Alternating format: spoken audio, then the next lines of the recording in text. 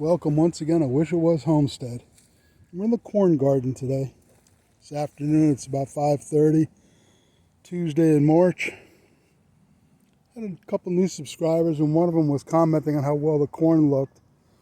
And it's been eaten by caterpillars a little bit, but I sprayed Dipel thuringiensis, or basically it's Bacillus thuringiensis. They have names like Dipel and Thuricide. Sounds like it's chemicals, but it's not. It's an organic caterpillar control. It stops caterpillars from being able to eat, and they die because they will decimate your corn. But it comes to the realization, talking to this new subscriber, that not everybody knows how to grow corn, and that she wanted to put white and yellow corn down, and told her you have to watch your maturity dates. They will pollinate each other. They'll cross-pollinate, and you'll get something that you're not sure what it is. May taste good, may taste bad, who knows? So what you do, how do you avoid that? Well, one way is to watch your maturity dates. If you get a corn that matures in 70 days and one that's in 95 days, plant them at the same time, they won't cross-pollinate. The tassels of one will be opening while the other one has no ears yet. You can get away with it that way. The other thing is you could have the same maturity date but stagger your plantings. That'll keep it from cross-pollinating too.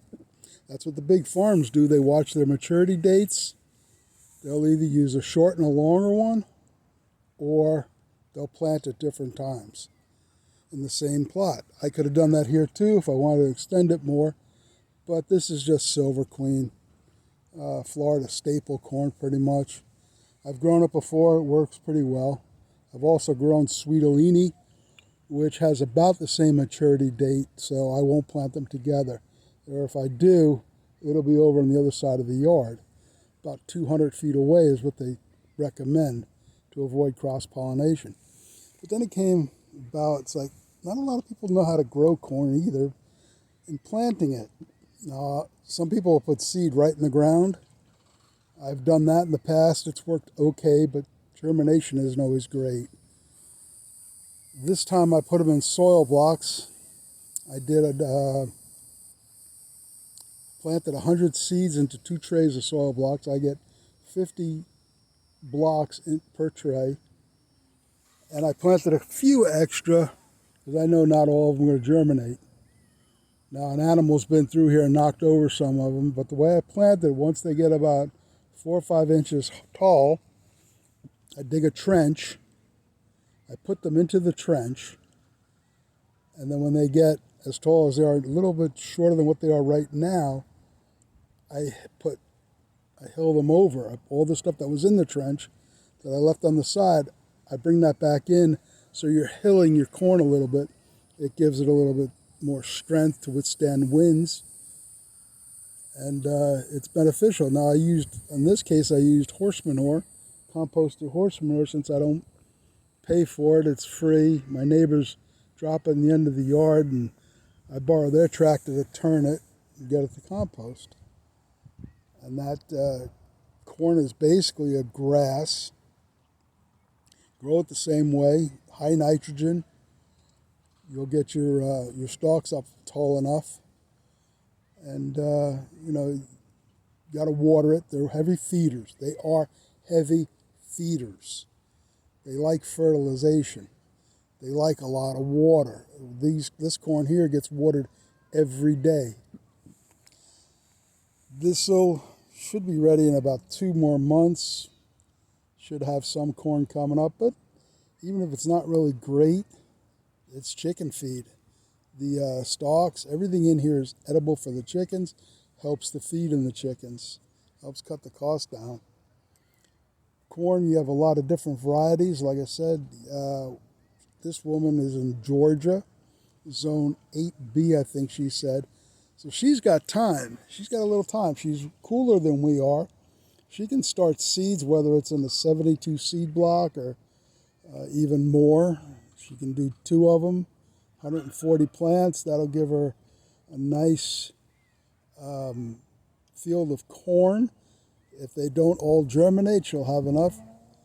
I recommend 4 rows, 25 seed per row. They're about a foot apart, 9 inches to a foot apart. Works out pretty well. I've had good success with that in the past. With your corn, you could put beans down, and the pole beans will grow, and use the corn as a trellis. You could pick it out. It's so hard to pick, but you can.